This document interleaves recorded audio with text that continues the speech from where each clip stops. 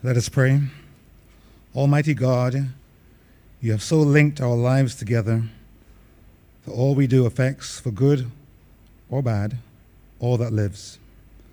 So guide the important work that is done in this chamber, that what is done will be for human flourishing. That their work, and as they work, they will receive a proper return for their labor. Arouse our concern for those who are anxious and struggling because they are out of work. We pray this in the name of your Son, Jesus Christ, who in his earthly life shared in our labor and ministered to those in need. Amen. Say the Lord's Prayer. Our Father, who art in heaven, hallowed be thy name. Thy kingdom come. Thy will be done on earth as it is in heaven. Give us this day our daily bread. Forgive us our trespasses, as we forgive those that trespass against us. And lead us not into temptation, but deliver us from evil. For thine is the kingdom, the power, and the glory, forever and ever. Amen.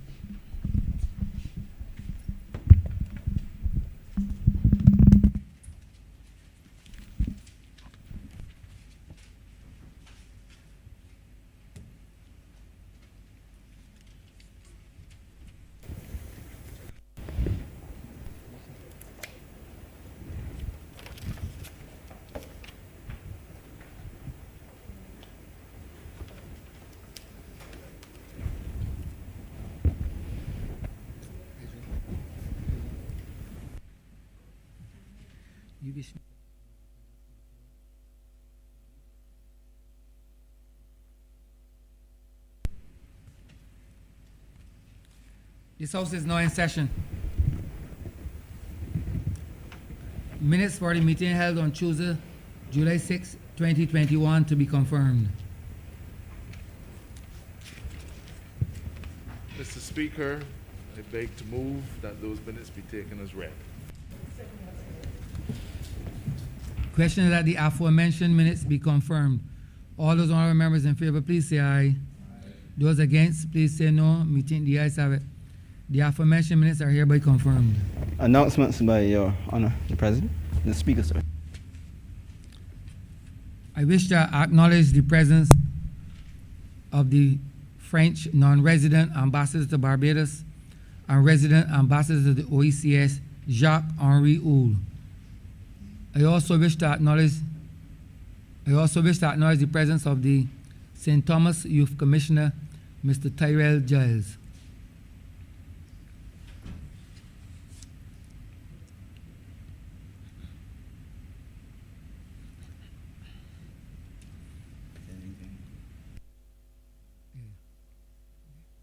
I hope that both of you all will enjoy the proceedings today and be enthralled by the debate that will ensue as a result of today's sitting.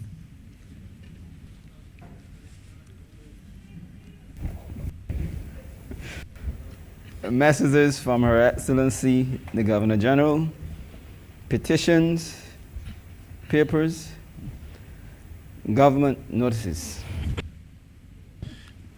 Mr. Speaker, if I can begin the enthrallment by begging to give notice of the Governor General Conditions of Service Amendment Bill 2021, notice of the Ministers and Parliamentary Secretaries Conditions of Service Amendment Bill 2021, and certain notice of the Constitution Amendment Bill 2021. Private members' notices, notices of questions, reports from select committees, first readings of bills. Mr. Speaker, I beg to move that the Governor General Conditions of Service Amendment Bill 2021 be read a first time. The question is that the aforementioned bill be read a first time. All those honorable members in favor, please say aye. Aye. Those against, please say no. Meeting the ayes have it. Mr. Speaker, I beg to move that the Ministers and Parliamentary Secretaries Conditions of Service Amendment Bill 2021 be read a first time. Questions that the aforementioned bill be read a first time. All those honorable members in favor, please say aye. Aye. Those against, please say no. Me think the ayes have it. Mr. Speaker, I beg to move the first reading of the Constitution Amendment Bill 2021. The question is that the aforementioned bill be read a first time. All those honorable members in favor, please say aye. Aye. Those against, please say no. Me think the ayes have it. Statements by ministers, congratulatory and/or obituary speeches, personal explanations, motions for leave of absence, oral replies to questions, notices of motions for the adjournment of the House on matters of urgent public importance, orders of the day. Mr. Speaker, I beg to move the suspension of standing orders 6, 16, 18, 20, 42, 5, 43, and 44 for the remainder of the day's sitting. The question is that the aforementioned standing orders be suspended for the remainder of the day's sitting. All those honorable members in favor, please say aye. Aye. Those against, please say no. Me think the ayes have it. The aforementioned standing orders are hereby suspended for the remainder of the day's sitting.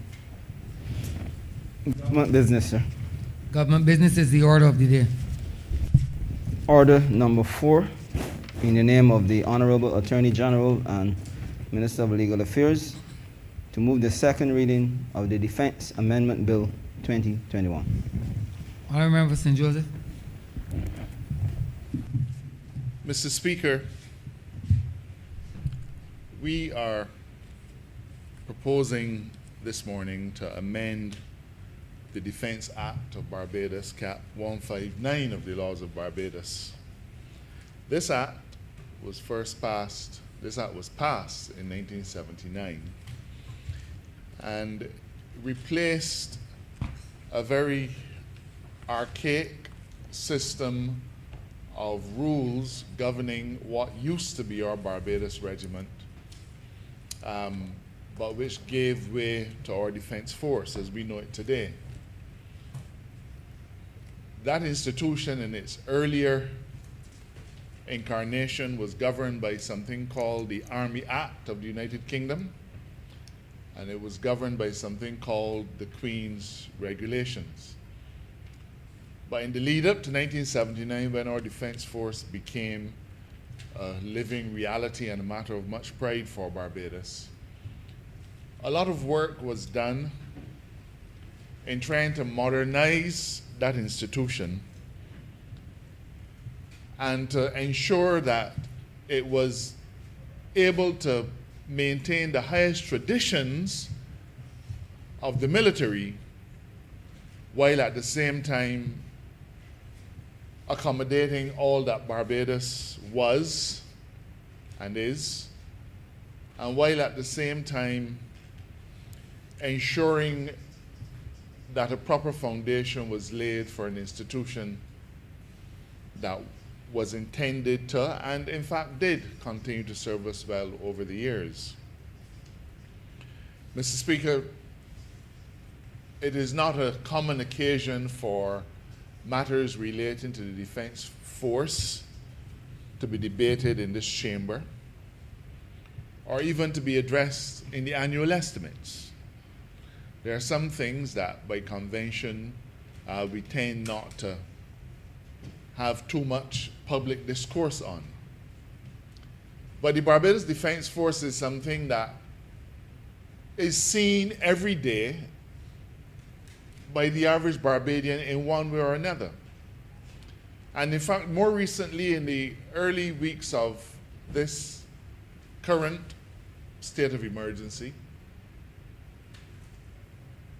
we prayed and aid the Barbados Defense Force to help to support the civil structures of Barbados by distributing much needed relief, food and supplies to many, many thousands of Barbadians, something that was a logistical nightmare, but something that the Defense Force officers, by their training and by their bent, would logically be asked to assist in. And in fact, Mr. Speaker, I think we would all concede in this chamber that we saw it as a dry run, in fact, for the kind of thing that a defense force might have to do if Barbados was ever hit in a very significant way by any storm or hurricane. But we also see the Barbados Defense Force operating jointly with the Royal Barbados Police Force in their joint patrols. In fact, the Governor General, every 6 months, renews a special kind of warrant so as to permit the Barbados Defense Force to work alongside the Royal Barbados Police Force to support the work of the Royal Barbados Police Force.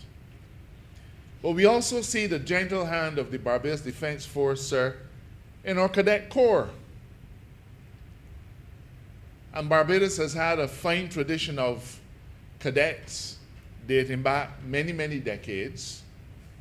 I was not a cadet myself, but I remember standing in awe at Combermere School as the Combermere cadets. I think it was the number 3 company. The number 3 company. But the only company to have a band, and the only company to have produced chiefs of staff. So perhaps number 3. Perhaps number 3. I remember do not be distracted by the asides. Sir, but that fine institution,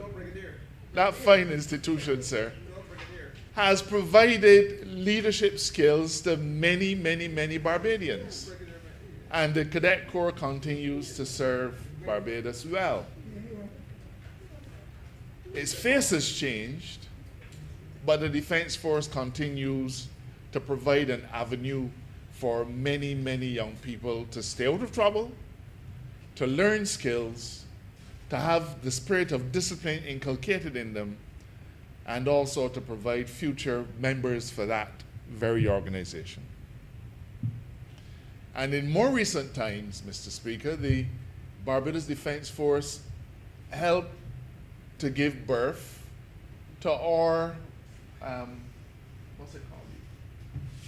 The 1,000 young people. The Youth Advance scheme, the Youth Advance score. So as to provide similar skills to our young men and women who might not normally be inclined to such activity. The institution, Mr. Speaker, has undoubtedly served us well. We enjoy their parades, we enjoy their music, and sometimes we even enjoy, Mr. Speaker, their hospitality. You know, there were times when people wondered what was the benefit of having a defense force. Does Barbados need an army? What war are we going to fight at any time? And we had the famous song, Boots, Boots, Boots and More Boots. But Mr. Speaker, history, I think, has demonstrated that that organization is a solid and worthwhile investment for a not insignificant share of our national resources, and it continues to serve us well. But every institution, Mr. Speaker, has to go through changes in leadership, changes in management. And sometimes one of the challenges of organizations that are so steeped in tradition is that they hold on to those traditions for their life without recognizing the need to change. Now, I'm not suggesting that the BDF is hidebound by tradition and does not change. In fact, sir, the BDF has made significant investments in developing resources in cybercrime and modern things. The BDF has the only hyperbaric chamber in Barbados. In fact, I believe in the Eastern Caribbean, there are 2. They have two. Two in Barbados, but BDF has one. The BDF has its own hospital, and it now has a field hospital that we were able to deploy to assist during COVID. Mr. Speaker, the BDF has its own ambulance service, its own medical team, and Mr. Speaker, it even has its own jail that from time to time we've had to consider drawing on the facility when we've had challenges otherwise. The Barbados Defense Force, some years ago, we spent, I think, I don't remember the figure, but it was many, many millions of dollars equipping the Coast Guard with offshore patrol vessels. I remember we did that towards the end of our last tenure in government, so as to be able to assist in maritime operations, but also in dealing with drug interdiction, helping to keep our fisher folk safe, helping to patrol our territorial waters and to preserve our marine heritage. And many of those officers many of those individuals in the Coast Guard have gone on to work in marine industries because of the skills that they inculcated. So yes, Mr. Speaker, an organization of great tradition, first the Barbados Regiment, then the Defense Force. It's an organization that has served us well. Mr. Speaker, but it is an organization that is in many respects, in some respects you could say that it is ahead of the time, but in other respects, a little bit mysterious.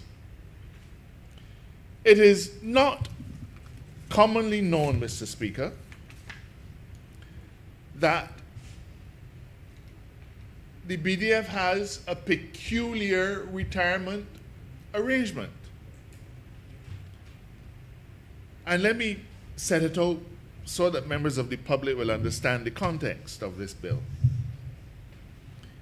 For officers of the BDF, a person at the rank of colonel or higher must retire at the age of 55. So if I were a colonel in the BDF, I would have been retired by now. I hope nobody wants to bring those rules into retirement for politicians, because half of this chamber would probably be empty. And an individual who reaches the age of 50 and is at the rank of lieutenant colonel, he must retire at the age of 50. And a major must retire at 47, and a captain or lower rank must retire at 45. So when you look at the parade square on Independence Day, all of the ranks of the enlisted men, not the officers, you can tell the officers because I think they're the ones who have the sword, but the ones who are swordless, sir, the enlisted men and women, every single one of them must retire at the age of 45. Now, in many respects, that has been a good thing, because at the age of 45, I believe they get a cash gratuity. By then, they would have, I expect, amassed a tremendous wealth of skills, and those skills then go on to serve Barbados well in other areas, and that is a laudable thing. But the truth is, this age of compulsory requirement, capped at 55, and I will say, Mr. Speaker, that there's a possibility for the Chief of Staff, and I think probably one or two of the other ranks, can get an extension. So you can be extended, I think, by up to another 2 or 3 years. But that apart, individuals who still have a lot to offer find that they reach a particular point and then they must go. Now, Mr. Speaker, we are not, let me make it clear, we are not changing this specific arrangement. But I did say that the BDF was mysterious, so let me pare back the layers and go a little further. When a person reaches retirement age, Mr. Speaker, they can go into the reserves. But a strange thing has been happening in Barbados. Individuals have been treated as if they were reserves, when in truth and in fact, the law did not allow. So individuals have been accorded certain ranks and privilege and so on post the age of 55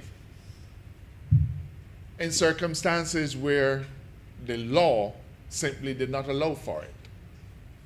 And at 55, you had to leave the second class of reserves if you were a reserve.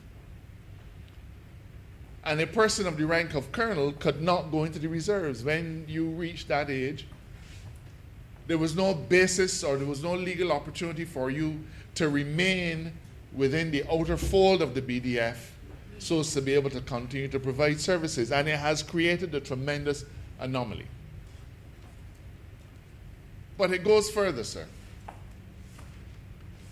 One of the finest military officers of this country,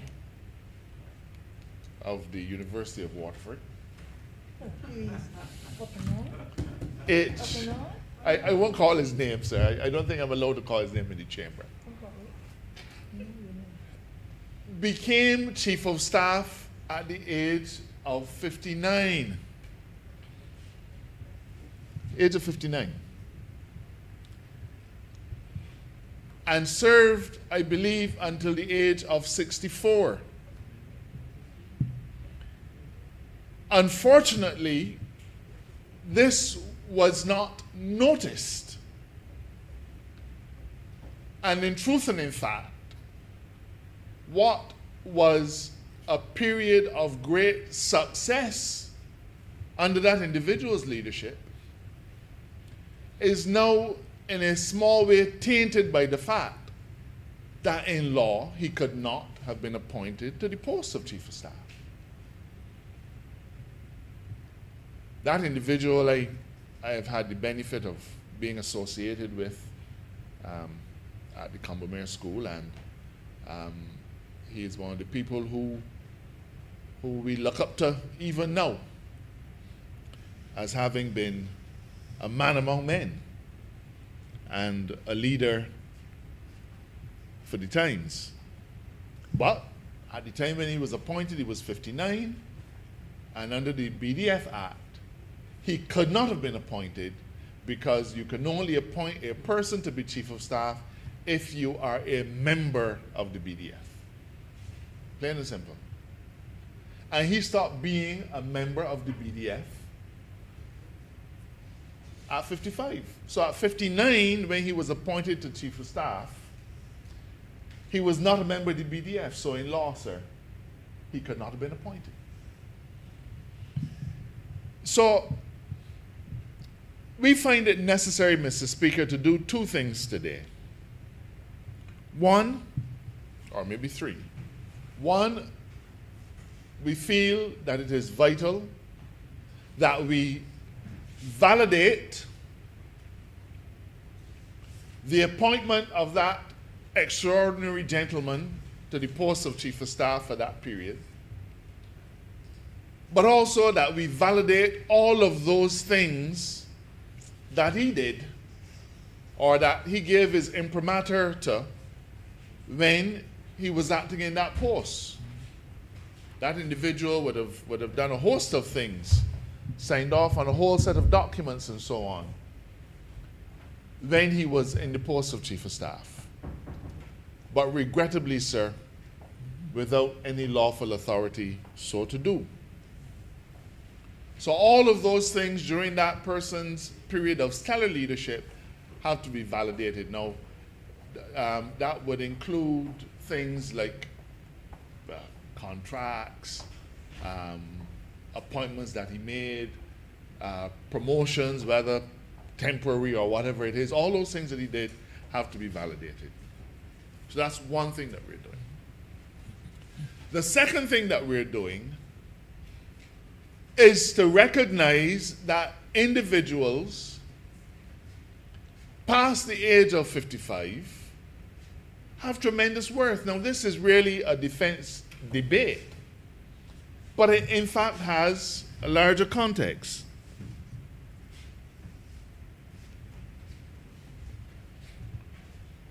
It has a larger context, sir. Because the issue of retirement age is one that can be a little troublesome. You see, it's important for people to retire earlier so as to give the individuals serving in the lower, I don't want to say ranks, because this is not an army concept. It's a political concept too. It is a public service concept. It is a concept whether you're working in a factory, a mini mart, or whatever it is. When people move up, others are able to rise. Plain and simple. Across the entirety of human endeavor, from a palace to a church to a school. So it is important that people do have an opportunity to move off. But at the same time, Mr. Speaker, what we have to recognize is that in a small state like Barbados, there is often a deficit in skills. And when we force people to move off of the scene at an early age, then we have problems. Not long ago,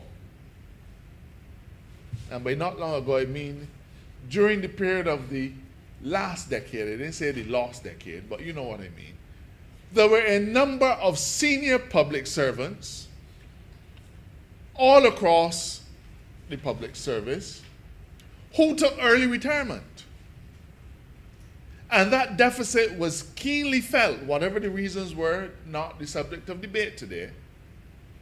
But that resulting deficit was keenly felt all across the public service, and perhaps its effect is still being felt today.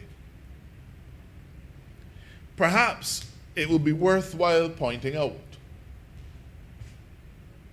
that the importance of allowing people to contribute for a little longer was recognized by the Barbados Labour Party when we were last in government. And it is unfortunate that the actions that we took then were taken very shortly before the 2008 election, and was left to a subsequent administration to pursue, and not surprisingly, they did not. In 2008, Mr. Speaker, the Defense Board considered a paper which was put up by the then Chief of Staff.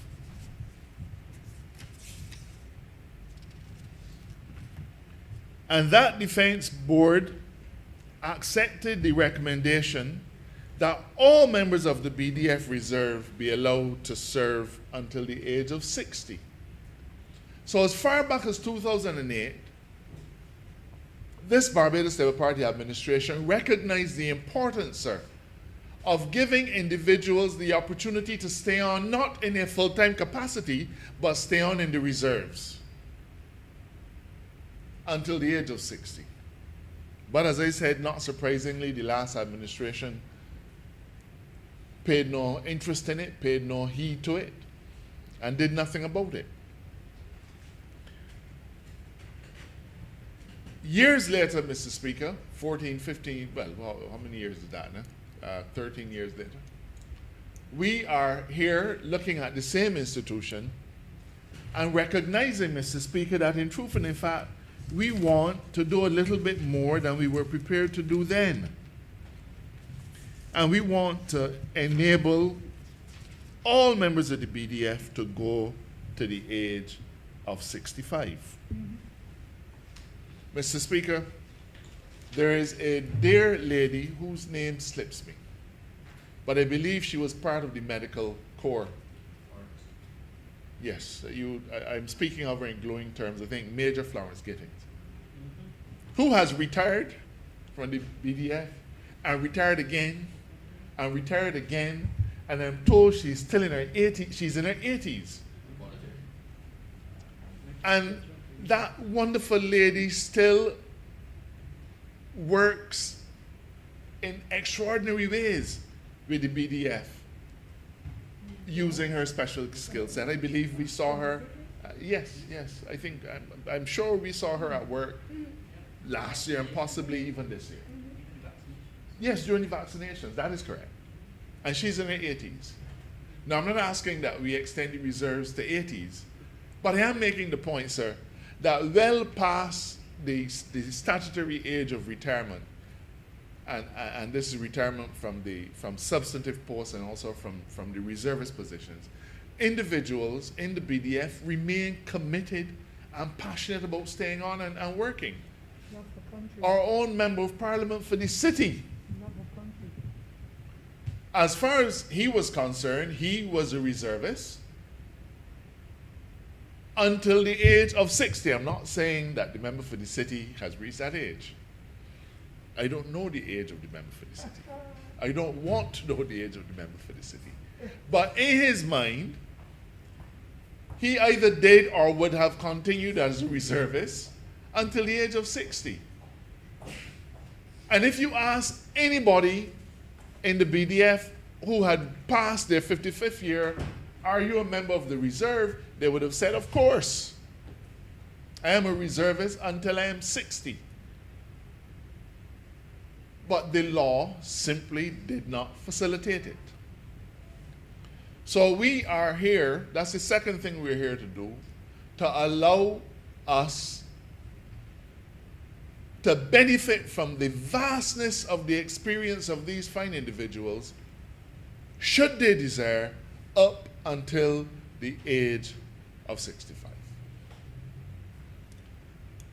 And there's another thing that we're here to do, sir.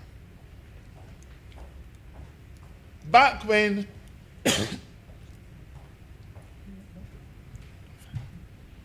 that gentleman whom I spoke about earlier, who took over the reins at the age of 59, it was considered strategically important to the Defense Board of the time that the leadership of the BDF go in that direction. But they had no lawful authority to do it. I don't know if it was done.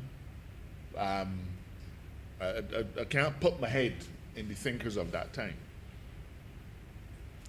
But as we wade through this exercise, we recognize that, we are not giving ourselves the benefit of the best of options as we look at the BDF. And so, we asked ourselves, what if we wanted to do now, or at any time in the future, what a previous defense board felt it was important to do? Unfortunately, the law wouldn't allow us to do it. And therefore, we are here today as duty number 3, or task number 3, to amend the Defense Act by inserting a new clause 169A. And it has been tabled, it is on the order paper, but for the benefit of those who join us today as the public, I want to read the amendment, sir. And I should probably begin by reading 169. So if you'll bear with me, well, let me just read 169A, and then I'll try and find 169. Notwithstanding section 169, the Governor General, acting in accordance with the advice of the Defense Board, may appoint, where the exigencies of the service so require, An officer who is over the age of 55 years but under the age of 65. But there's also rank. So let me start over. Notwithstanding Section 169 or any enactment to the contrary, the Governor General, acting in accordance with the advice of the Defense Board, may, where the exigencies of the service so require, a retired officer of the BDF who held a rank not lower than Lieutenant Colonel or the equivalent naval or Air Force rank, and who is over the age of 55 years but has not attained the age of 65. So let's break it down. First thing is that the appointments are made by the Governor General acting on the advice of the Defense Board. That's what the law is now, and that does not change. That's what the law is now, and that does not change. But we are recognizing that there may be special circumstances, and so we have the language where the exigencies of the service so require. So this is not a situation where there's business as usual. The concept of the exigencies of a particular situation requiring is language that is commonly used in law, in statutes, and in rules to describe essentially an extraordinary situation where you may have to do something that you would not ordinarily do. So in the ordinary scheme of things, Mr. Speaker, a chief of staff retires, and one of the brilliant officers serving below applies, interviews, and would be appointed. That is what happens most of the time. It hasn't happened all of the time. It happens most of the time. But we recognize that from time to time, the exigencies, the extraordinary requirements of the force of the situation of the times may require that the Defense Board have further options open to it. Now, these options, sir, are not options from way out of the blue. These are not options that would say, let's bring a school teacher and make him chief of staff. These are not options that would say, let's bring somebody from Trinidad or from Guyana or Jamaica and make him chief of staff. None of those things, sir. This says that you may appoint, in those extraordinary circumstances, a retired officer of the BDF. So that's the first thing. You may appoint a retired officer of the BDF. So you can't be from the external force. You have to be somebody who is a retired officer of the BDF. You must have been immersed in its culture and its being. But you must also have held a senior rank. So you must have held a rank not lower than Lieutenant Colonel or the equivalent naval or Air Force rank. We don't have an Air Force, but my drafters have said that in the interest of completeness, they want to include the term. We don't have a Navy, but we do have a Coast Guard. And we recognize that in the military, there's an equivalency of ranks, though the titles may change. The actual name may change, but they all, if they stood together on a level playing field, they would all have the same rank. But as head sir, the BDF, the Army is mysterious. So you must have held a rank of not lower than Lieutenant Colonel or its equivalent. And you would have to be, given that you're retired, you would have to be over the age of 55, but not yet 65. Had this been the law at the time when that other individual was appointed, there would have been no problem. He would have fit this bill exactly. But it was not the law. So, Mr. Speaker, I reiterate, this is not about business as usual. This is not about the run-of-the-mill situation. This is not about the ordinary. Exigencies of the service requiring is a clear indication that there would be something out of the ordinary, extraordinary circumstances where the Defense Board may feel that it needed to have its options open. And that is essentially what this is. So, Mr. Speaker, We're not removing anything. The Governor General still makes the appointment. She still makes it on the advice of the Defense Board. So those structures are not changing, but what we are doing, Mr. Speaker, is to give the Defense Board the opportunity to consider at any point in time, in respect of the leadership, a larger category, a larger class of individuals to take the institution forward. So those are the three things that we are here to do with this amendment, sir. Let me repeat them.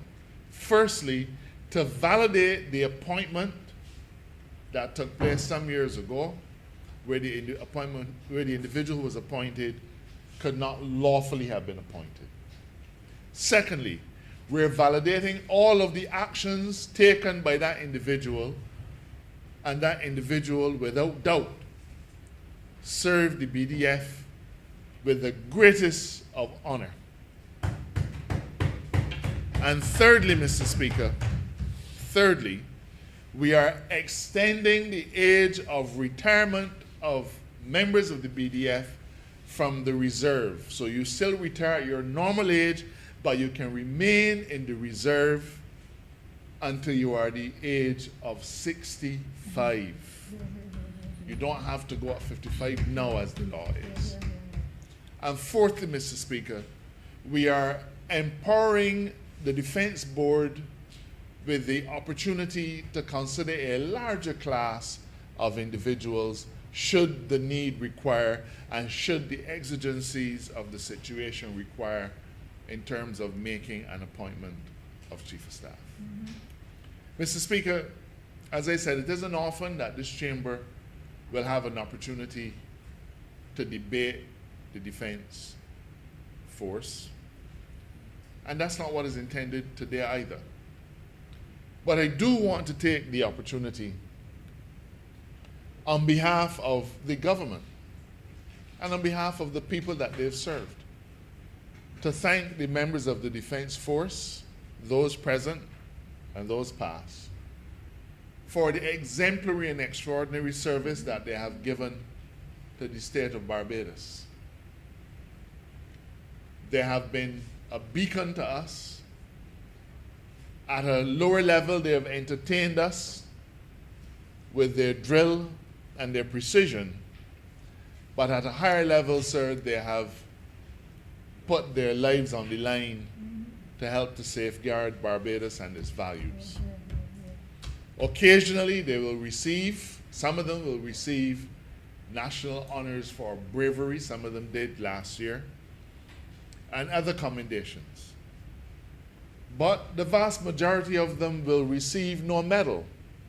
The vast majority of them will receive no accolade other than the praise that we give them from this place. And so, Mr. Speaker, with those words, I beg to move that this bill, in its terms, but in the context of an organization that is exemplary in every way, an organization that pulls its weight and more, and an organization that is really the backstop for civil society, whether it is to help in hurricane relief, whether it is to help in a vast array of things. Sir, I beg to move that this bill be read a second time.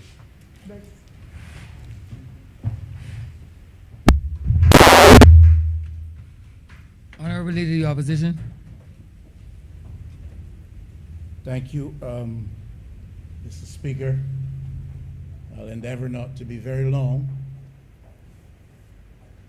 I certainly want to begin by expressing appreciation to the command and the members of the Barbados Defense Force and the Barbados Coast Guard with respect to their recent involvement in happenings of misfortune in Barbados and other parts of the Caribbean. Traditionally, we have seen the Barbados Defense Force and the Barbados Coast Guard used in our national efforts to assist our neighbors who have fallen victim to unfortunate circumstances, whether it would have been law and order related, militarily related, or emanating from disaster, natural disaster impact.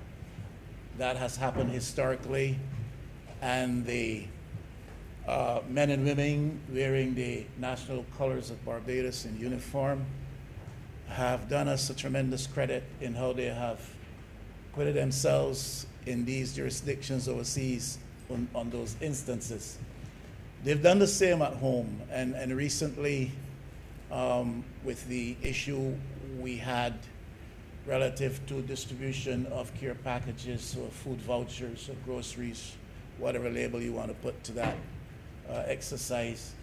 I think to some extent also in the wake of the volcanic ash fall on Barbados, we have seen the Barbados forces at work in lending the kind of service to the national community that would have been desired at that time. And they worked very hard and energetically in long hours to get a job done in not the best of circumstances, and also themselves not necessarily having been equipped with a sufficiency of resources. So I want to begin by appreciating the work of our servicemen and women in that regard.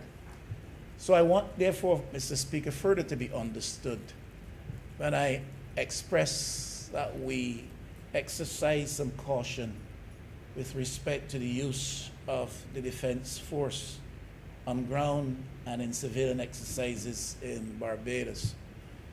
This is not an assault on the government for how they've handled recent crises. This is not an attack on the Defense Force in terms of how its men and women have been deployed. I'm simply saying that sometimes there can be a very thin line between military duties and a military function and military role and providing humanitarian assistance and service in times of crises. If it happens too often by force of circumstance, there's always the danger that it becomes quite an accepted thing that the actions and functions and presence of the military personnel are so familiarly seen and regularly engaged that it becomes an accepted part and parcel of normal life. And I don't think that it is, and I don't think that it is intended or even hoped to be. And while I commend and credit them for the service they provide to our nation and to other countries about us, I also ask that we be cautious as a government and as a people in terms of how we manage that sort of intervention by military forces in everyday civilian matters, because we do not want to cross the line.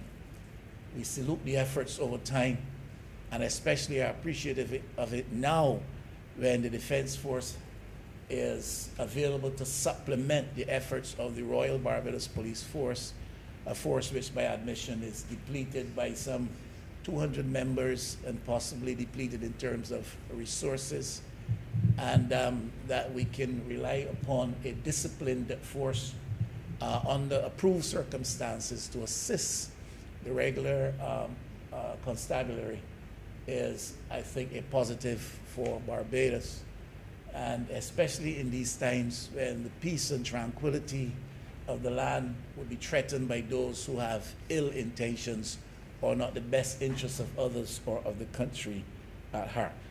Whatever we do as a people, whatever we do as a government to address deficiencies or loopholes in the legislation with respect to the management, the command, the operation of our military forces, whatever we do, we must try to ensure that it positively, in fact, serves to bring about such improvement that we seek, such improvement that is necessary. We face a big threat in this region. Barbados is not immune or exempted from trans-regional crime, from trafficking in arms and from the drug element operating about us. All of these clandestine efforts that people pursue in their own interests and in their own material advancement work to the detriment of the well-being of our country. And the presence of this phenomenon does not only threaten our well-being, a sense of peace and calm, a social cohesion as a community, making us attractive to the world, but of course they threaten order, they threaten the social claim that we prefer, to which we're accustomed. They threaten our developmental gains earned through hard work of many over time. They threaten our very democracy and our system of government.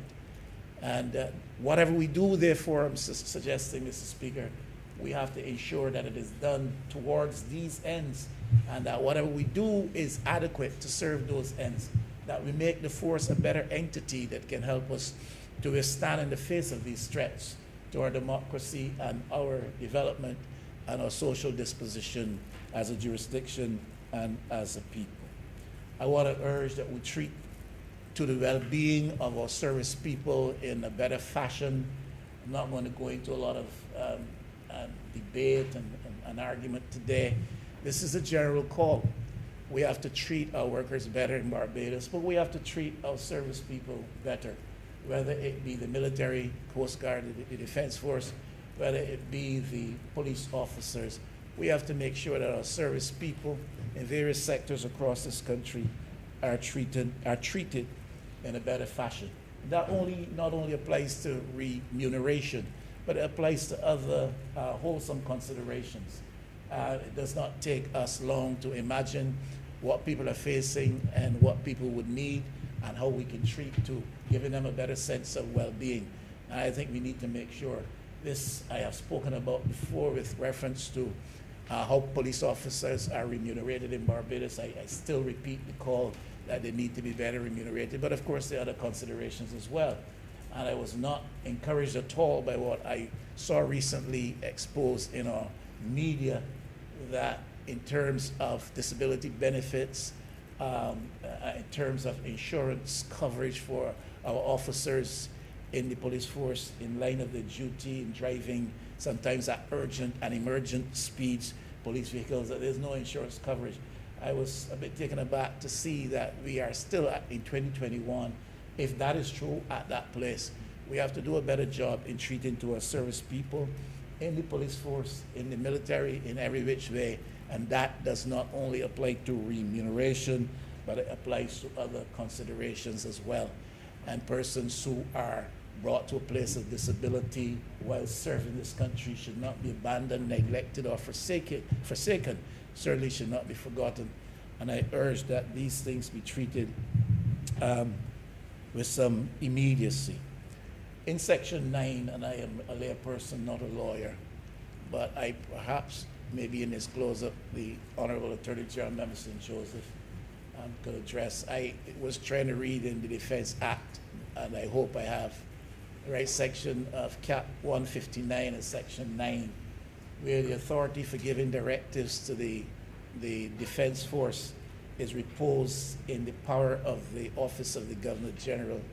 Section 9 also goes on to say, whereas the Governor General may give directives to the Chief of Staff for operations of the Defense Force, the Prime Minister is also given authority to give directives to the Chief of Staff relative to the operations of the said force, in the absence of directives coming from the Governor General. Don't know the intention of the drafters of the law at the time. My reading of it as a layman suggests perhaps some potential for conflict or potential for abuse. And I really want to hear perhaps that matter treated to with a little bit more clarity, if not today, at some soon time.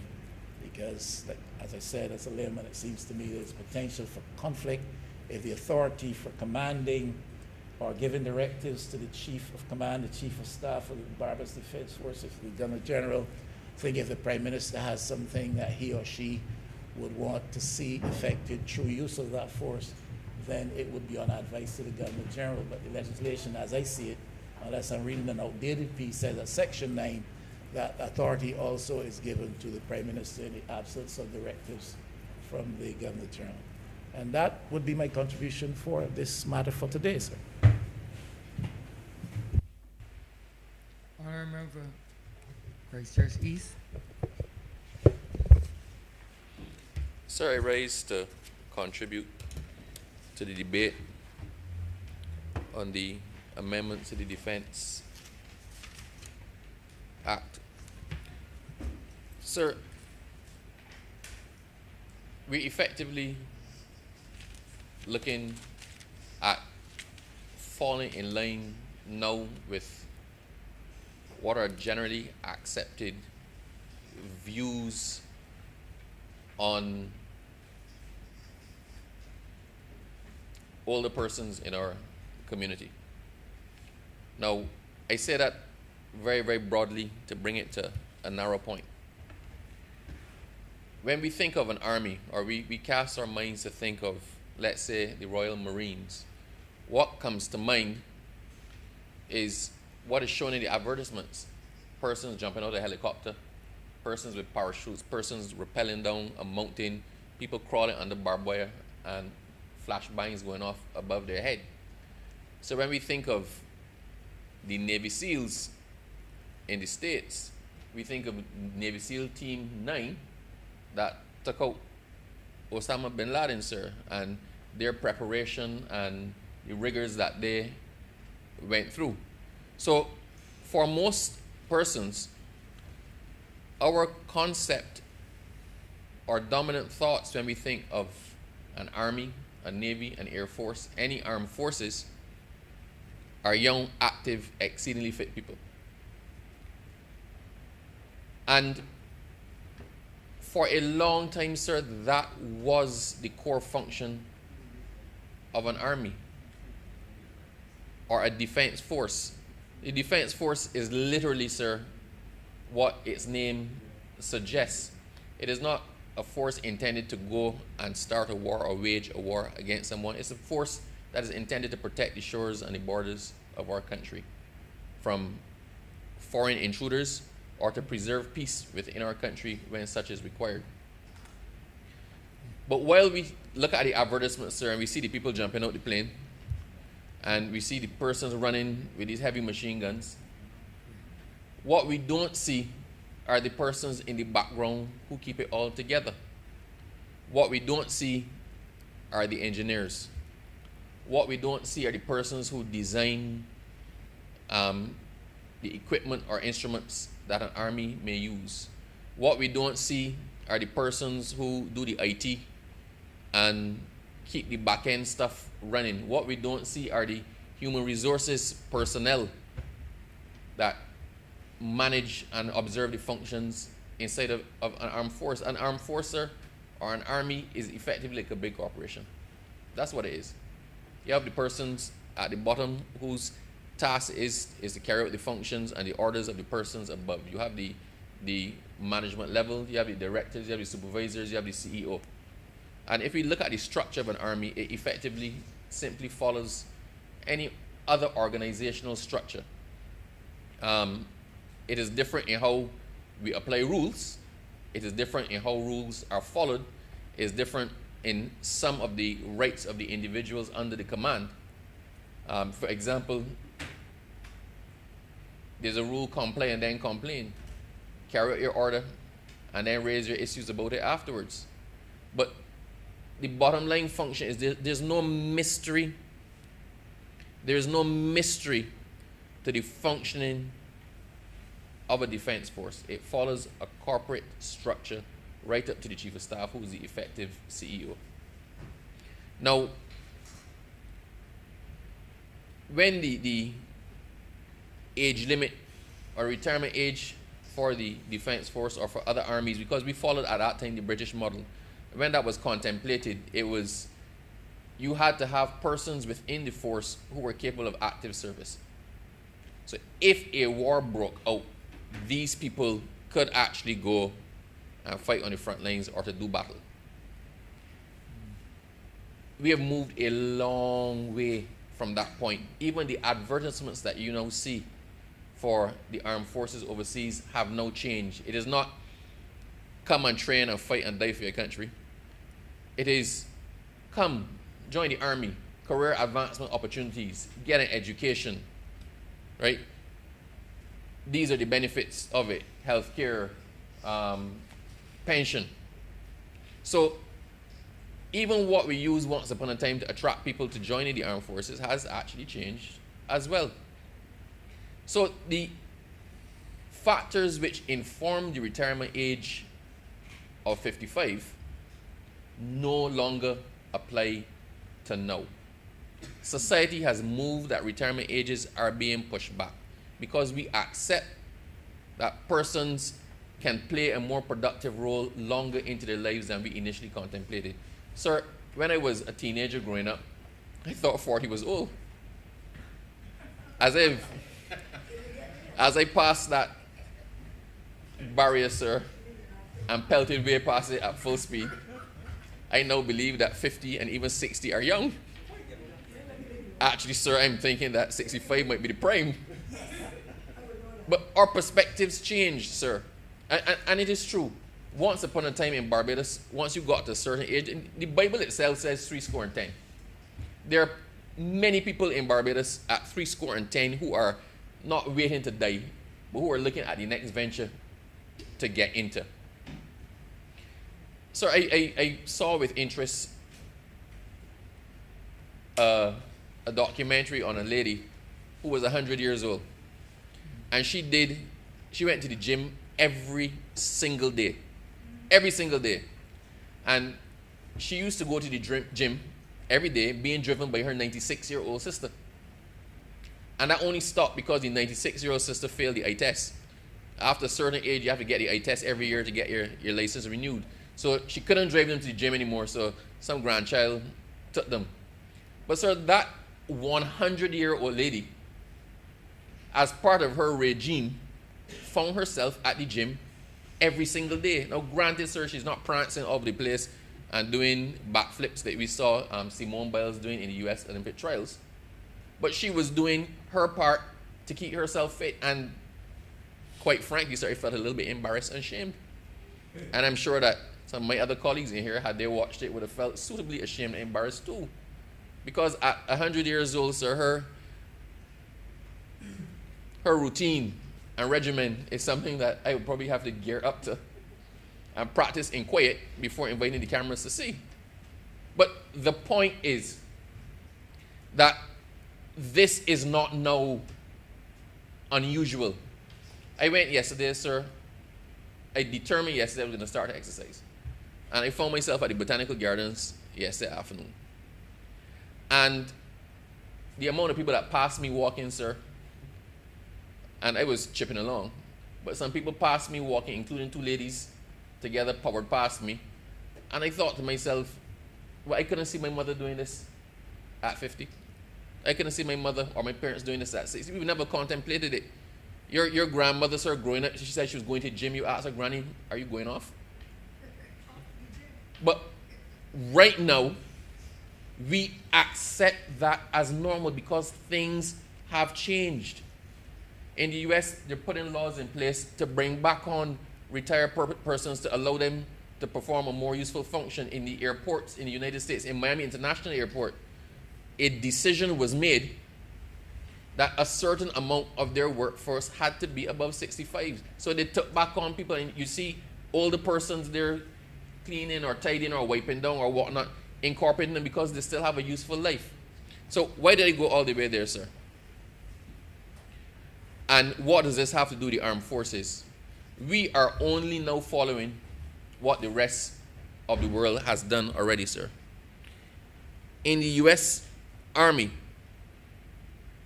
officers in the Army can work up to the age of 62 in the U.S. Army. And where you are in a certain sphere, health professional officers, so the ones, the lawyers or the engineers or whatnot who are attached, they can defer or re-enlist to 65. In the UK, sir, regular soldiers can rejoin. You recontract with the UK Army. You can rejoin up to when you're 57 and serve until 60. But service personnel can also continue until 65 in specialized areas, and over that on a case-by-case basis. There was a very interesting article, sir, in the Daily Mail, in 19th of October 2020, where the Secretary, I think for Defense, says soldiers are told that they can now serve until 65, so the defense chiefs can use and lean on their expert knowledge. Specialists in intelligence gathering, engineering, and certain specialist administrative roles will be able to stay on until the normal retirement age of the civil service. And an Army source was quoted as saying, if someone wants to stay and they have a specialist skill set, why wouldn't we want them? So we look at our BDF. The role, I heard the Honourable Leader of the Opposition, sir, in his address, where he suggested that we need to be careful about blurring the lines of what the force is supposed to do. And I hear him on that point, but I also make the other point. Barbados saw the resources of the Barbados Defense Force during the COVID pandemic when Barbados was on lockdown. When we, as a government, needed to get assistance to the people of Barbados, and we sat down as a cabinet and we thought with other stakeholders, and we thought, how can we best do this? What resources are best available to us? Which group of people are logistically the best suited, best equipped, best trained to handle what was effectively a mammoth humanitarian undertaking? We went back to the BDF, not because of their skills, sir, at defense and at offensive operations, but because we associate armies with organization and problem solving and management of disaster situations. So if you now have an army or a force that fulfills that requirements, you have to be able to staff that with people who have the competencies to do those things. Sir, experience beats a lot of things. There are things I know now that I am not any more educated in terms of book knowledge or letters behind my name than I was 25 years ago. But I can tell you that life has taught me many things. Life has taught me when to stop. It has taught me when to go. It has taught me how to weigh certain circumstances and listen to that inner voice. And some of those things come only from experience. If you think of a general, your mind goes towards Colin Powell or persons like that, Brigadier Lewis, persons with gray hair and a wealth of experience behind them. They came up through the force, they reached the pinnacle of their respective organizations, and they had that institutional knowledge that allowed them to apply that and manage the respective forces to the best of their ability and to keep them functioning. The other person, sir, that the AG referred to, he's a good friend of the AG, sir, and if the AG didn't call his name, then I won't as well, but we all know who we're talking about, right? As well, he was very well respected, not just for what he achieved or the credentials behind his name, but by his demeanor, by his experience, by his persona. He looked the part of the soldier and performed the role adequately and well up to 64. And arguably, sir, I don't think that his capacity at 64 was any less than it was at 50. So while I understand the need for us, or while I understand what previously informed the retirement age of 55 within the Army, that thought process, those modalities, they do not exist now. Sir, the other thing that we need to perhaps contemplate is, what is our position generally in Barbados with respect to aging? How do we as Barbadians see our aging population? How do we treat to them? When I was a child, I would not even put God so far from my thoughts as to unpick my teeth and talk back to somebody who was older than me. Nobody, the invisible line, sir, and the criteria was anybody of parents' age, right? But I had older parents, sir, so it was a little bit lower than that. But the point is, you would not dare talk back to somebody that has a child that had gray in their hair in a disrespectful manner, right? If your teachers at school had reason to discipline you,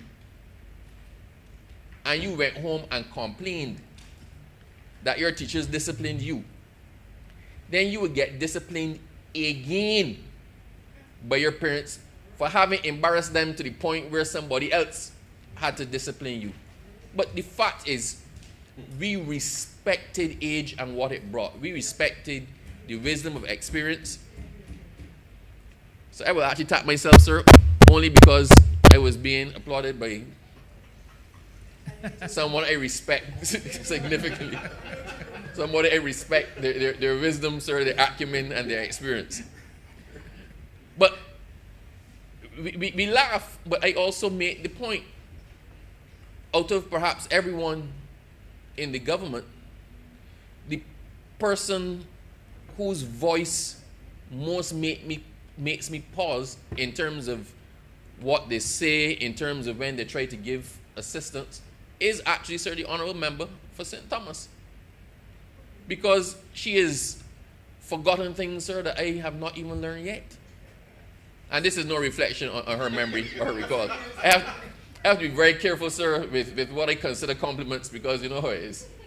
But the point is, her wealth of experience and her ability to understand situations are things that I now still have to learn in certain respects.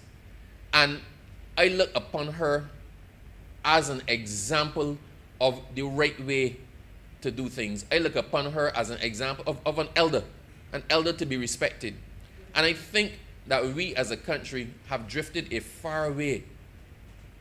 And a lot of it has to do in how we respond and respect those who are actually deserving of our respect by what they have done and what they continue to do in Barbados.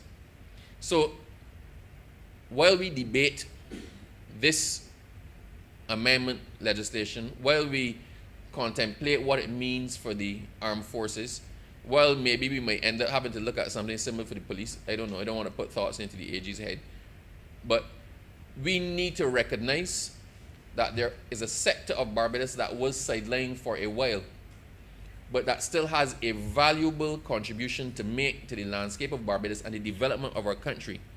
And we should not sideline anyone who has a contribution to make and who is competent and in a position to actually make that contribution. We talk about age discrimination, sir, this is it. The rule that currently applies with respect to the Defense Force that we are now seeking to amend, that is a perfect example of age discrimination in a sector where it is unnecessary and unwarranted. Sir, just one other thing two things, sir. Let us as well look at the functions the BDF provides in addition to the logistical support. As the AG alluded to, the BDF has a cyber intelligence unit. And we're looking at that, sir, as being an important function department of the government of Barbados, sir. That is something that young people can aspire to go into. But, sir, it is also something that doesn't effectively have an age requirement on it. There's almost no exertion in doing cyber intelligence. There's no good reason that someone at 50, 60, or even 70, if they are capable and competent, should not be performing that role. So, sir, maybe in the future, we may even wish to go as far as England that considers things on a case-by-case basis, if there's a specialist skill. Sir, we all know that a number of persons, some in the legal profession, some doctors, persons who have professional skill sets, join the Army in the reserves as doctors, engineers, lawyers, surveyors, and they are accorded a rank commensurate with their contribution to the Army. Sir, and those sort of persons as well based on what the service that they provide, can do it well past the existing retirement age, and this allows us to be able to draw from a larger pool without closing the doors simply on the attainment of a number. The AG, in his presentation, sir, spoke about the extension of the retirement age to 65. And while it does not actually appear in the amendment itself, that is because it's going to be the subject of regulations that will follow the passage of this piece of legislation. So, though you may not see it in the amendment bill itself or the act when it is passed or if it is passed, I haven't heard no serious objection from the Honourable Leader of the Opposition. I would say the act when it is passed. Although it is not there, that is because it will be covered and dealt with respect to the legislation. So for the ordinary persons, if you look, it says the validation section talks about those who, before this came in at 55 and extended pass and validating what they would have done there, or those who are already in it. The regulations will actually extend it so persons who are not yet 55, once the regulations are done, are not grandfathered, but they can proceed and extend their length of service to Barbados, sir, based on the regulations to follow. So having said all of that, I just want to thank the Attorney General for making wrong things right. We have come in line with the rest of the world. I want to thank the Honourable Member for St. Thomas for being the person that she is. And as an example, I might even wrap the Honourable Leader of the Opposition in here too, sir. As an example of the fact that, let us keep contributing once we're able to contribute, and that age is just a number. So with those few words, sir, I wish to entirely support this amendment and say that this, sir, is in the best interest of Barbados, and long may it be so. Thank you. Honourable Member for St. George North. Thank you, Mr. Speaker. Like previous speakers this morning, I would want to start my submission by commending the Defence Force for the way that they have endeavored at all times to step up to the plate, as it were, especially when this country needs them most. Well, Mr. Speaker, my submission this morning to this particular debate takes us a little past the justification that has been presented in the proposed amendments, which, by the way, Mr. Speaker, all make good sense. I wish to Your mic needs to be turned on, Honourable Member. I wish to draw our I remember you need to start because Hansard would have missed everything that you would have said. it was before. just an introduction, but Yes, I will but I start remember over. you would have. I just started my submission, Mr. Speaker, by giving commendation to the Defence Force for the very outstanding work that they have done within our country, particularly stepping up to the plate at times when we needed them most. And this was expressed by previous speakers in the most recent care package distribution and so on. But in times of crisis in particular, and when our police force in particular needs the necessary support, the Defence Force is always there to do a very outstanding job, and I would want to commend them.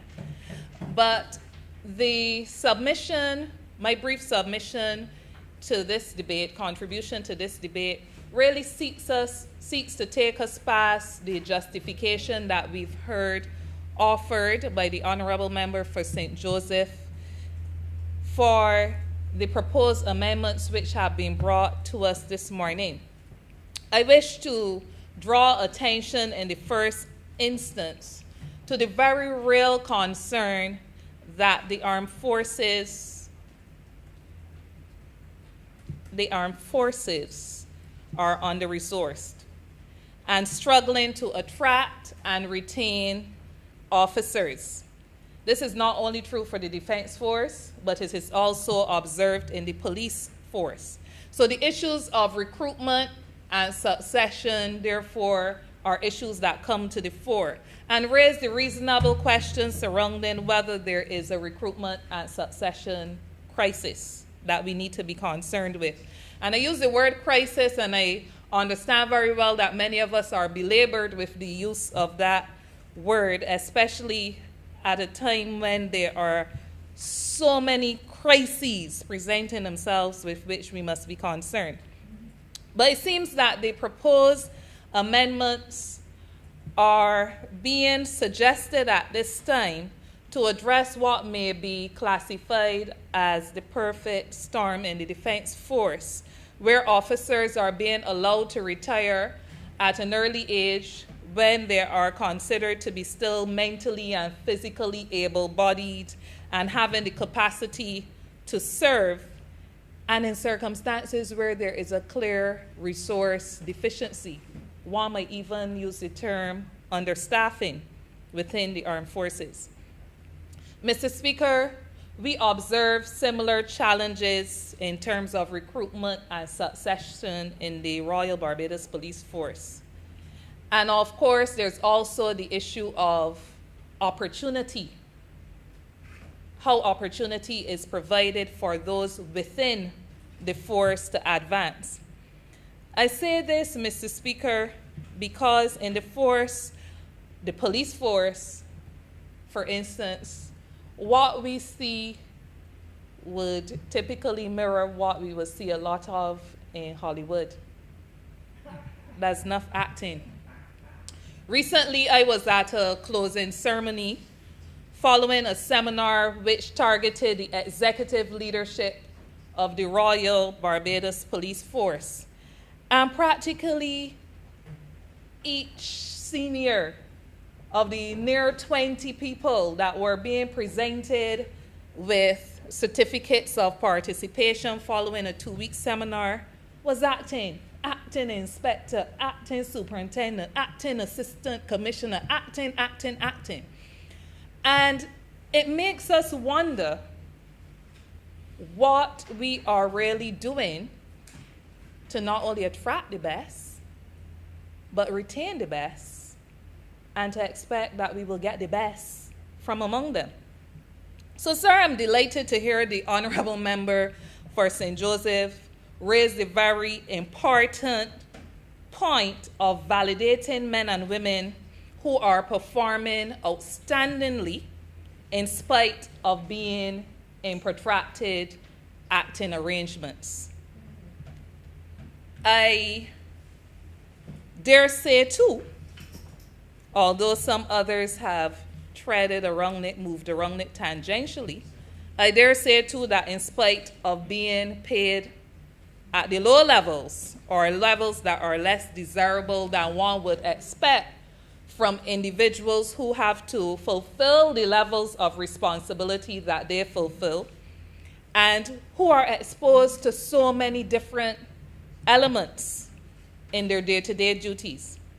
So, Mr. Speaker, this debate must not close, or I could not allow it to close, without drawing attention to the recognition that there is the need for improved remuneration of the police and indeed the outstanding men and women that serve more widely within the armed forces. This is an issue that must be addressed.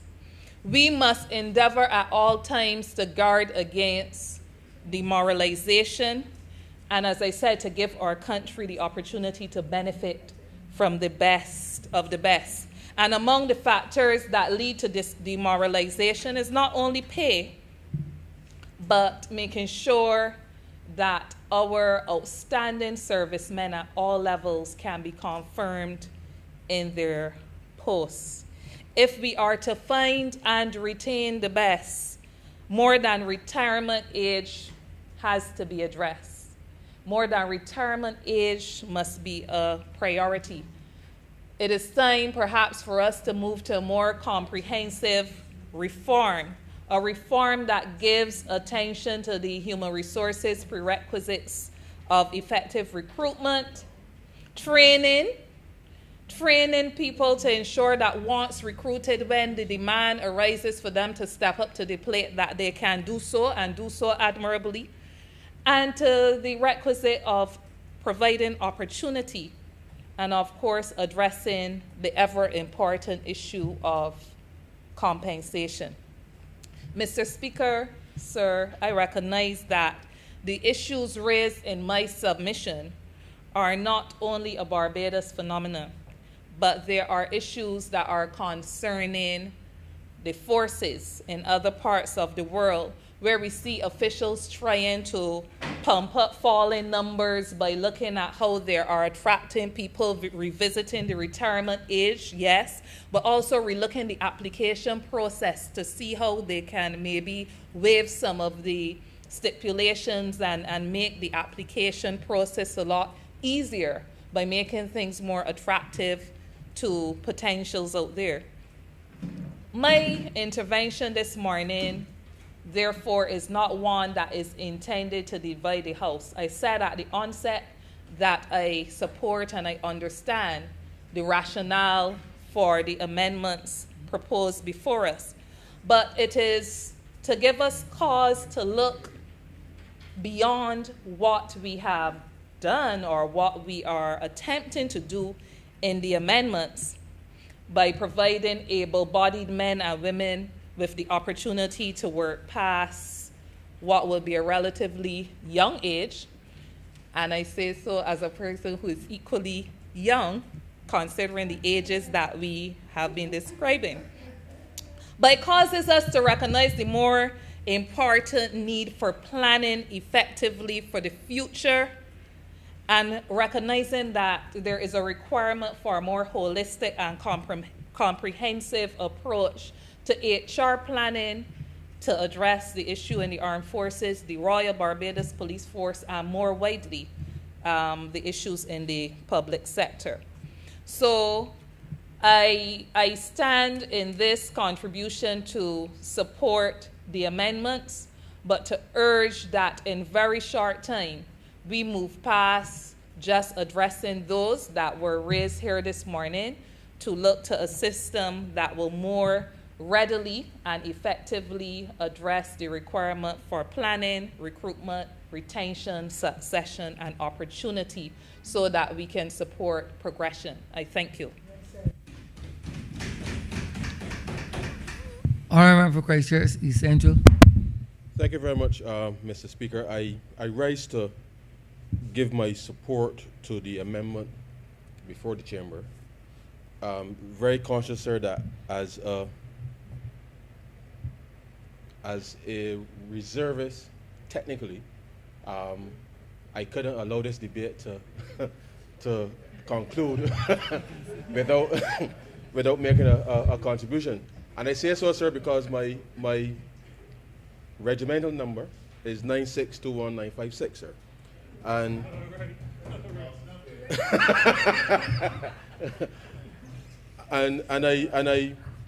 I say so proudly because I know the good work that members of the reserve element of the Barbados Defence Force fulfill, supporting, sir, the full-time or the regular unit of the Defence Force. And even in the context of the COVID pandemic, I know a number of the reservists were called up, sir, and have continued to support the work of the broader force in order to ensure that Barbados is kept safe, first and foremost, as well as helping to respond to the challenges that the country has been faced with. The truth is, sir, the BDF, like all our protective forces, really is in a mode of transition, sir, and transformation. And these are some of the challenges that all of our forces will have to confront in the near future, simply because of the changing mandate that certainly they're expected to respond to.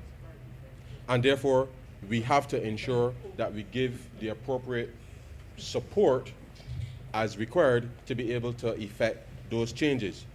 And I say so, sir, because a lot of our systems, and the Honourable Member for St. George North raised some of those issues in terms of resourcing. But the reality is a lot of the systems that exist, not just in the BDF, but certainly in the police force, the prison service, sir, the fire service, even customs, as part of the broad immigration, as part of the broader set of forces, are now in a mode of transformation that we hope will allow us not just to attract not just young people, but attract the talent that is required to respond to the challenges of the 21st century. And therefore, that is the path that the BDF is also on. But I say that, sir, conscious that the BDF has a very strict rank structure, sir, which, as you would appreciate, sir, you take orders and from top down and you follow those orders. But in the 21st century, sir, where the structure of some of these organizations from a capacity perspective often would find, sir, that there is some level of conflict, for lack of a better term, sir, in that some of the issues that we will confront certainly in the 21st century requires that the structure and the way that these organizations operate now have to, in effect, sir, to be ceded to those with the specific expertise to be able to ensure that they can effectively respond to the issues that confront the organizations. Now, I was not here for the full presentation of the Attorney General, but I heard the Honourable Member for Christchurch East refer to the Cyber Regiment. And that is an area that is certainly very exciting. But the reality is there's very limited capacity within the existing structure of the force to be able to respond to that. And therefore, in recruiting and bringing in personnel to be able to deal with that, the way that the force now pivots and is able to accommodate and respond to such challenges, just like the police, just like any other disciplinary force, means that the existing structures are 20th century structures, sir, rigidly enforced.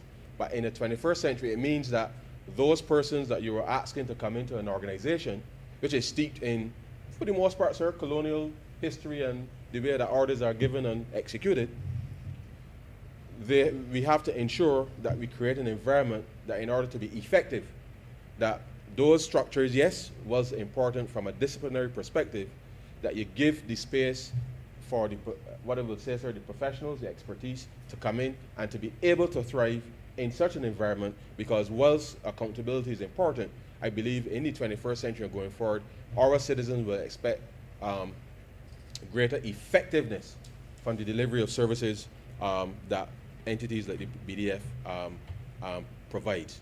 The reality is, sir, that for most Barbadians, we really don't really think about the Army for the most part, because it's not necessarily part of our day-to-day thinking.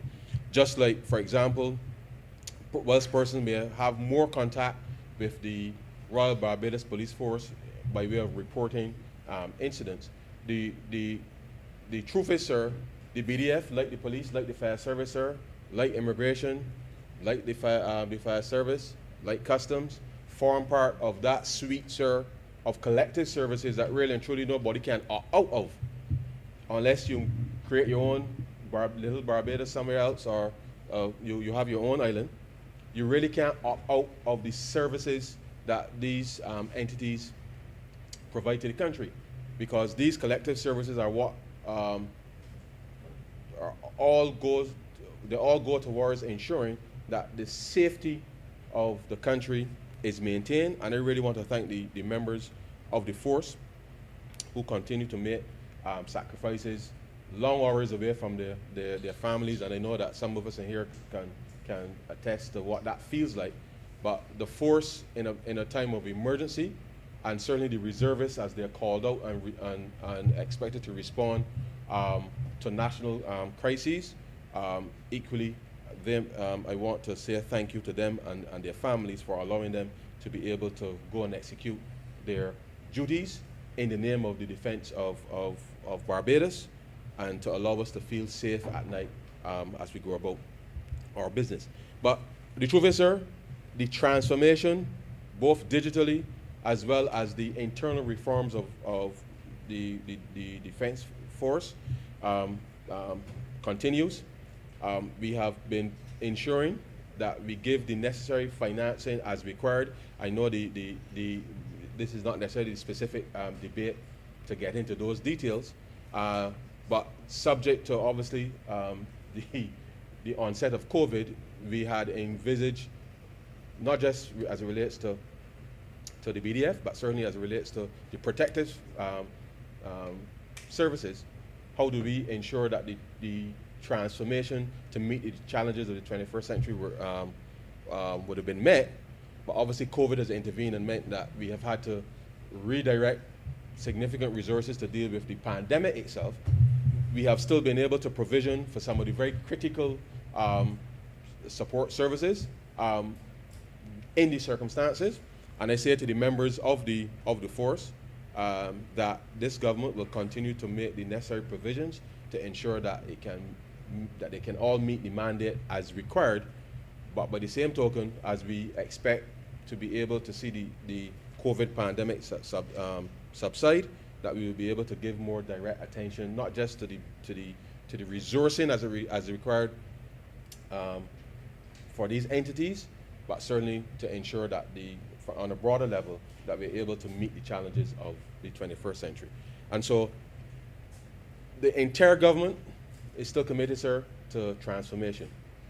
And I know that for the last year and a half, it has been a challenge for all the members of the force to be able to be on alert to support in the operations of under the directives that we've been operating under. It has been challenging, and I can tell you that the cost, sir, the cost of dealing with these types of responses as opposed to dealing with the transformational issues are significant. But we want to move towards a situation where we are transforming, and that the members of the force, the public, they're seeing the kind of value for money, for lack of a better term, sir, because the reality is, whilst resources can be made available, it is still up to us, the ordinary citizen, to be able to ensure that we do our part to ensure that when these officers, these men and women, ordinary Barbadians like you and I, sir, that they go, whether as part of the patrols, as part of the Coast Guard, sir, they put their lives in harm's way every time they leave the port, sir, because you never know what you may meet on the horizon. But we want to ensure that we give them our fullest support possible, sir, in order to ensure that they can carry out their duties as effectively as possible. And so I am in full support, sir, of the objective of ensuring that we can utilize all of the possible resources for as long as we can, given that we are a small open economy and we really don't have the luxury, sir. And I'll tell you, sir, I have a very good friend who is a major, and in our group chat, sir, when because I realize, sir, I'm at that age too, as the Honourable Member for St. George North indicated. When he said that he was retiring, he took all of us, sir, by surprise in the group chat. So we started to ask ourselves, well, how it is that a man could be retiring at 45. And so these very regulations that we're referring to here, sir, and certainly at 45, sir, we have a lot that we can still offer, I would like to imagine. And in a small society with very limited resources and without necessarily impacting succession planning, as the Honourable Member for St. George North indicated, I think it makes sense for us to ensure that we can do both, organize the succession planning properly, but at the same time, by the same token, being able to utilize all of the available resources that we do have. And I think that this small amendment will go a long way to ensuring that the force is able to not just retain retain persons within the context of the service of the force, but really and truly being able now to attract persons for whom, sir, I realize that and that's why I said earlier, sir, that technically I'm still a reservist, and because I could be called out as required, but of course, I could be called out, sir. I could be called out. I could be called out. But the point is, sir, whatever small contribution that I could make, sir, to to the effort. I will be happy. I'll be more than happy.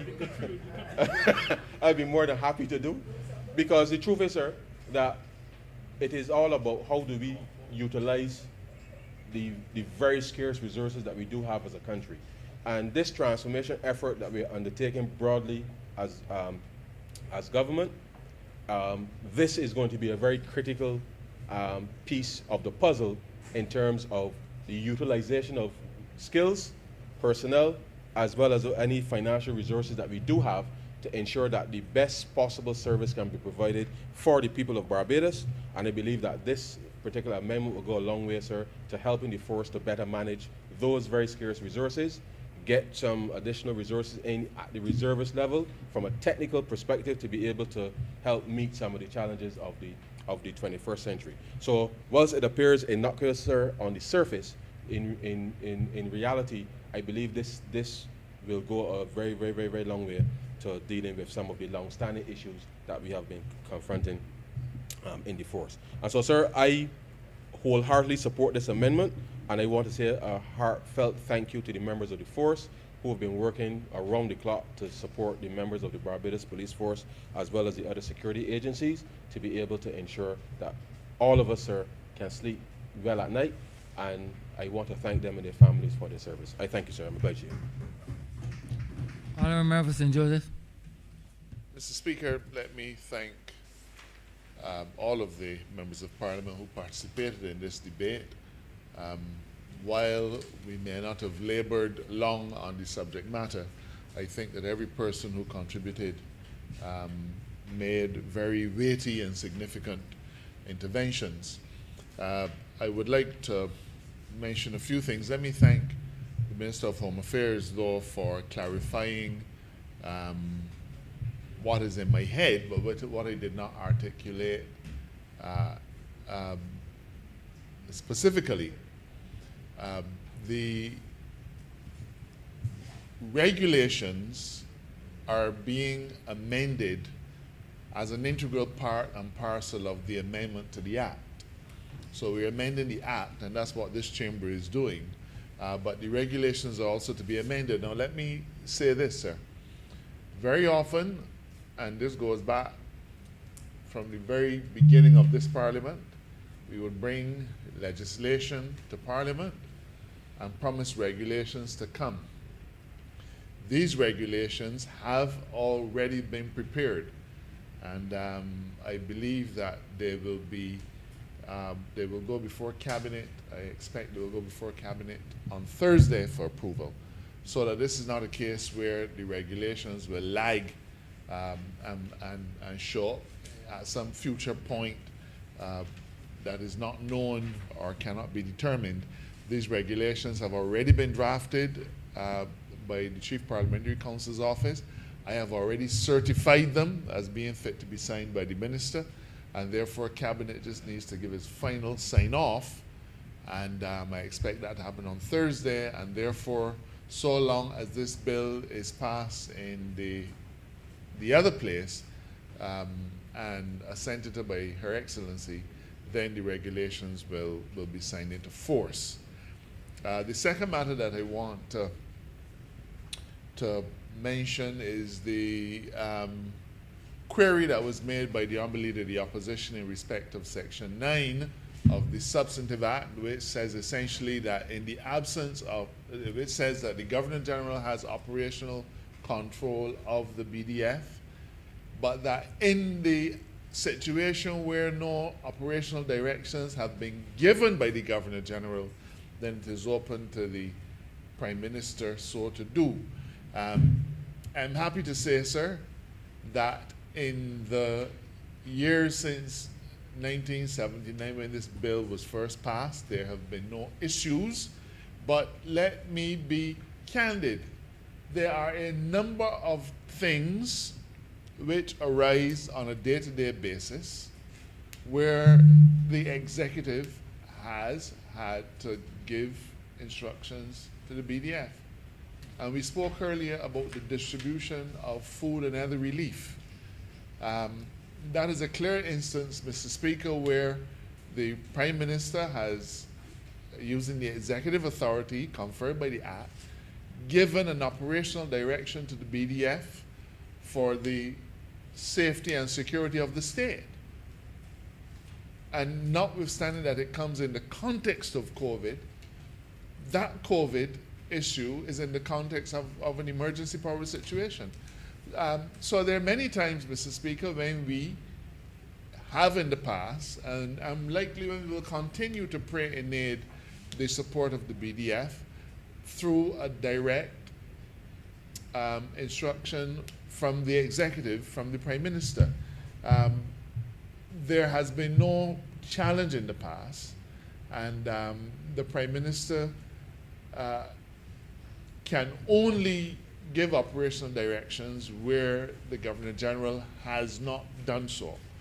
So I think that our experience shows us that there is no risk of those powers being used in a way that is negative. But if there was ever any doubt, the circumstances, because Section 9 at the end, and I can quote it, Section 9 says specifically that the Prime Minister can give to the Chief of Staff directions with respect to the operational use of the BDF in Barbados, and this is key, for the purpose of maintaining and securing public order and public safety. So, 1979 was when this bill was passed. None of us were in Parliament at the time. None of us were in the executive at the time. It has served us well. There have been no issues. And I think that we can have confidence in our systems of government and our checks and balances. There may well be a time when we may want to consider a larger review of these things, but at this point in time, I don't think we need to be unduly concerned about the way in which the BDF has been used to support the maintenance of civil society and maintenance of law and order in this country. Mr. Speaker, I thank members for their reminiscences. I thank members for their quiet admissions, but most of all, I thank members for their support of this bill, and I therefore ask that you do now leave the chair. No, bill be read a second time. I ask that this bill be read a second time. Beg a second. Question is that this bill be read a second time. All those honourable members in favor, please say aye.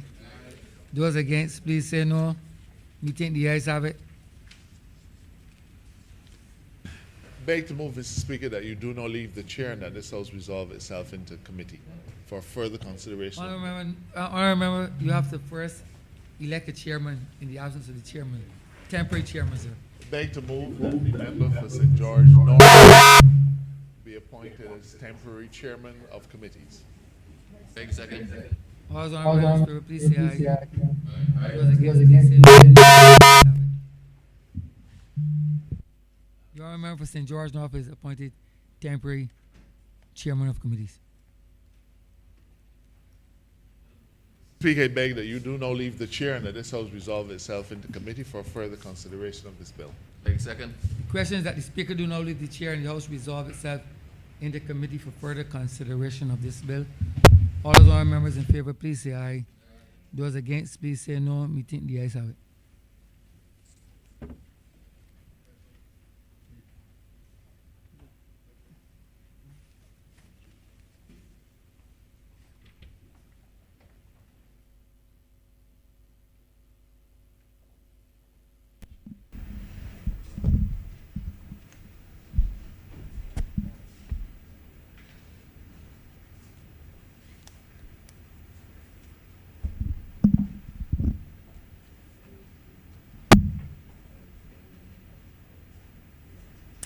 The House is now in committee.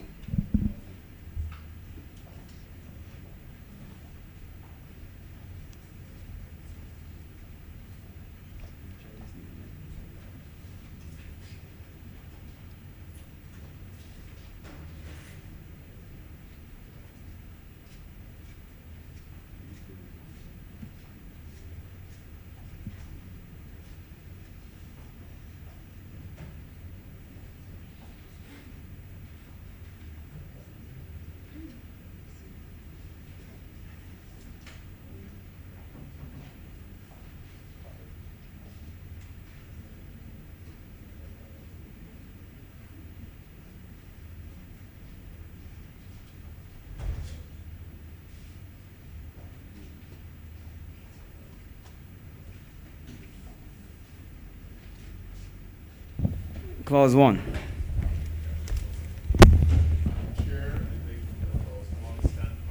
Beg second. The question is that clause 1 stand part. All honorable members in favor, please say aye. All those members against, please say no. Methinks the ayes have it. Clause 2. Yeah. Mike, please. Mike.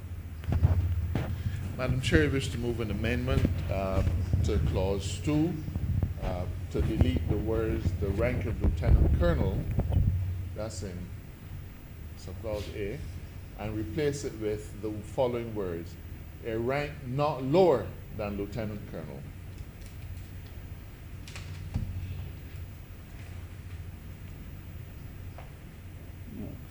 Beg second. Beg to move that clause 2 as amended stand part. The question is that clause 2 as amended stand part. All honorable members in favor, please say aye. All those members against, please say no. Methinks the ayes have it. Clause 3. Beg to move that clause 3 stand part. Beg second. The question is that clause 3 stand part. All honorable members in favor, please say aye. All those against, please say nay. Methinks the ayes have it. Madam Chair, I beg to move that you do not report to His Honour the Speaker the passing of one bill as amended in committee. Beg second. The question is that I do now report to His Honor the Speaker the passing of one bill in committee. All those honorable members as amended. All those honorable members in favor, please say aye. All those members against, please say no. Methinks the ayes have it.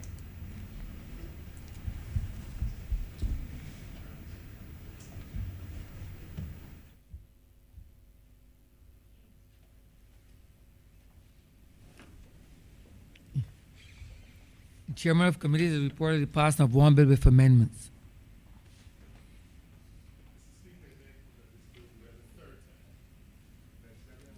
Speaker, beg to move that this bill be read a third time. The question is that the aforementioned bill be read a third time. All those honorable members in favor, please say aye. Those against, please say no. Methinks the ayes have it. Mr. Speaker, I beg to move that this bill do now pass and be cited as the Defence Amendment Act 2021. The question is that this bill be passed and so cited. All those honorable members in favor, please say aye. Those against, please say no. Methinks the ayes have it. This bill is passed and so cited. Mr. Speaker, members of the Chamber, this brings us to the end of our business for today. And I beg to move, therefore, that we do now adjourn until Tuesday, 27th of July at 10 a.m. in the morning. Tuesday, 27th of July at 10 a.m. The question is that this honorable chamber be adjourned until Tuesday, the 27th day of July at 10 a.m. in the forenoon. All those honorable members in favor, please say aye. Those against, please say no. Methinks the ayes have it. This honorable chamber stands adjourned until Tuesday, the 27th day of July at 10 a.m. in the forenoon.